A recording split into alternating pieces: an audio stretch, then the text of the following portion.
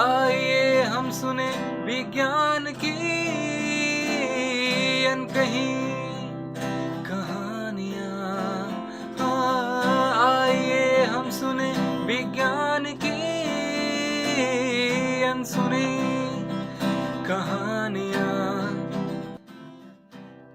Hello, listeners. You're listening to Vigyan Ki Awaaz podcast program on STEM popularization, catalyzed and supported by the Ministry of Science and Technology, Government of India, through its National Council for Science and Technology Communication and Media for Community Foundation. Project devised and designed by Dr. R. Sridhar and assisted by Ashish Tiwari. Local coordination and production, Professor Subramanian. Content writing by Professor Mansa Gowda and post-production by Professor Kaushik P. Kanchan of Garden City University, Bengaluru. GCU, emphasis on life. GCU, emphasis on life. This is Priyanshu Sarkar, your narrator for the podcast.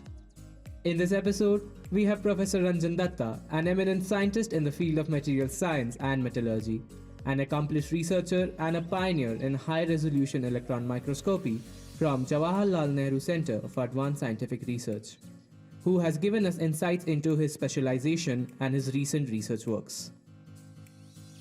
Okay, very good morning. So my name is Ranjan Dutta.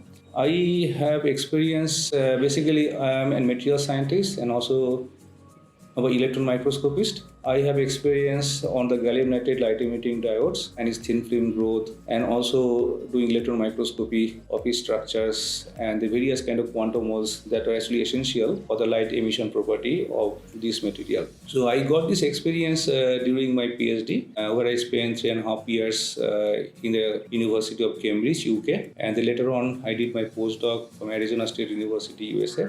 I started working on gallium nitride and the advanced electron microscopy. By training, actually, I'm an engineer. I did undergraduate from Kolkata Jadavpur University, and then I came to ISC Bangalore for my masters. There I mostly worked on alloys and metals, but I chose very different field that time, because if I see something very interesting, very different, and then very modern, futuristic, that actually basically attracts me. So at that time, actually, I was looking for my PhD applications. I also got a scholarship from ISC Bangalore, so which came also at the right time. From the lab, I was working in ISC Bangalore in my department. I was looking for opportunity, as I said. So I saw that something very interesting was going on gallium nitride, light emitting diodes. So there's some few lines actually in the website of the department. Okay, it is going to change the light scenario. It's going to be green light and low energy consumption and a lot of colors we can produce. It can make also lasers. We can make lasers out of it. It also can be the material for single photon emitters other than general purpose lighting. So for lasers, actually, I said lasers because now, but laser actually has application. They already had the blue or the blue laser or the blue disc laser actually. So at that time we had only the red laser. And the blue, actually the wavelength is smaller, so you could actually store more data. So you can see, other than lighting, it has also application on the data storage. And while also talking about his research, he's also spoken about how sustainability and his research go hand in hand. See, sustainability, if you see the LED, the roll up LED, your light bulb efficiency was 5%, and the fluorescent tube was close to 60-70%, if I'm correct. And I think present day white lights, you're based on LEDs, whatever we have, is actually the blue and the UV, and you have the phosphor coating. The efficiency has, I think, gone more than 90% now. So of course you have less greenhouse emission, so that is contributing actually hugely, like our environment. I mean, in terms of CO2 reduction. If you see other industries like concrete industry, construction industries and all, they're still actually, and the motor vehicle industry, they're still actually trying. They're moving to EVs and all slowly, and other energy sources actually to reduce their impact on the earth. So of course the LED now already in the market, so that is the past now. So almost, I think I can see almost everywhere we have LEDs and all. Then come computing. So computing, actually we want more efficient processors and then less energy consuming processors, because we know that now AI has come. And if you see, I was seeing actually some of the news in the US, they're building actually huge land, bigger than stadiums and all. server after server after server. They are not actually quantum computers. They are the classical computers, but the algorithms actually they're using for the AIs. They're mimicking the brains and all. They can think, they can take their own decision, no, in the programming. So they need a huge computing power, and they're actually are contributing huge amount of greenhouse gases. So there actually comes the role of future material, efficient material, which can do the computing at much lower energy requirement, and also can you have a lot of data into even smaller spaces. On getting to know more about his research, he's also given us a walkthrough about the cost effectiveness of the technology he's researching about.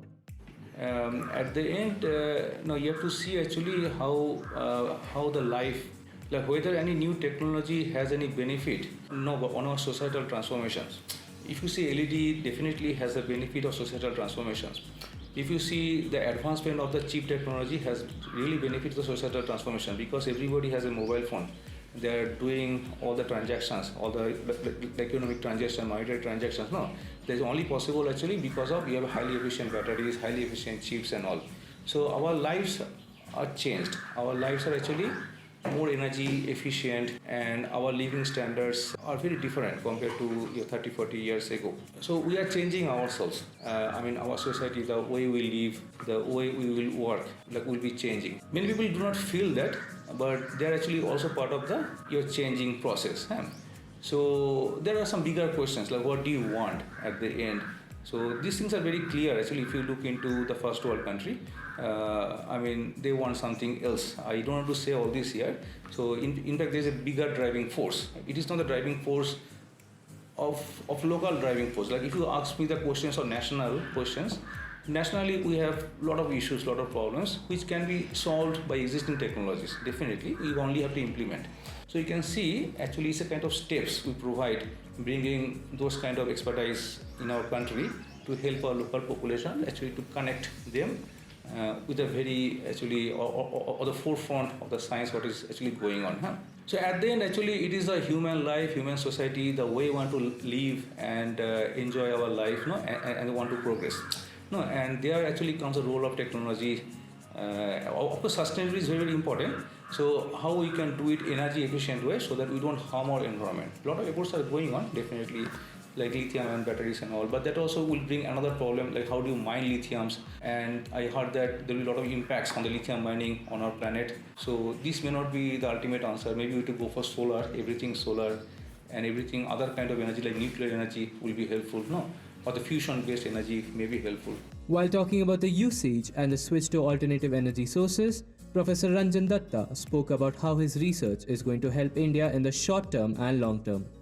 So like what way you are asking, but depends on that actually, short term and long term.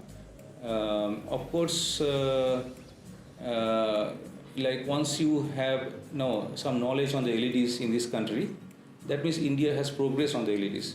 If you have some knowledge on the advanced electron microscopy in this country, somebody sitting here, that means India has a person who knows, who understands the topic. But it is like actually some cricket player. So like Sachin Tendulkar can hit a century or can basically hit a six against the first bowler of the Australia, say McGrath and all. That means India has equal capability. That means India as par. So you have to see actually in that light whether. But if you see first world country, they have many characteristics: knowledge, science, medical science. Science also has many your dimensions, your sports. You have also basically aspect culture, and music. A lot of things are there. Whether you have people available in this country who can understand, can do, as per that particular skill. So I'll say that yes.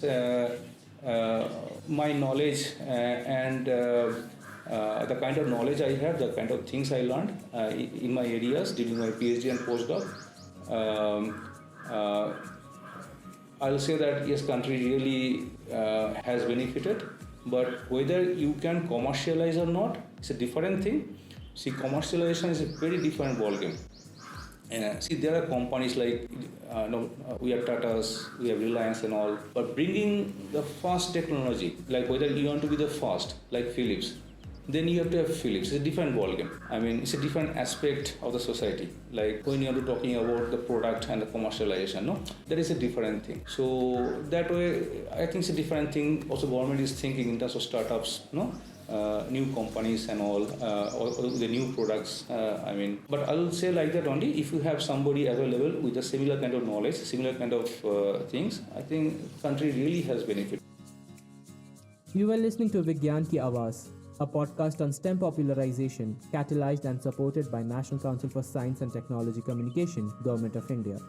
Tune in for more such episodes to Vigyan Ki Awaaz on this platform and also through Spotify, YouTube and Apple Music platforms. आइए हम सुने विज्ञान की अनकही